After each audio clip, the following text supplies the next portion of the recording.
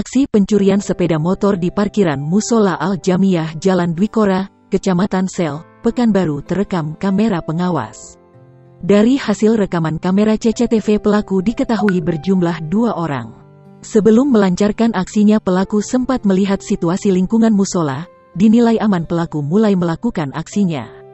Pelaku pencurian terlihat merusak kunci ganda yang terpasang di sepeda motor.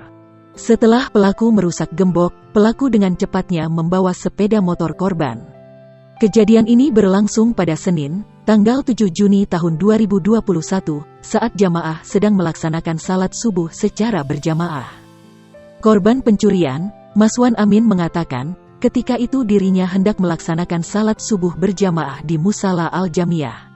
Saya mau salat subuh, cuman karena sudah telat jadinya saya parkirkan motor dahulu di sini. Saya sudah kunci stang dan sudah saya gembok, kemudian saya salat subuh, kata Maswan.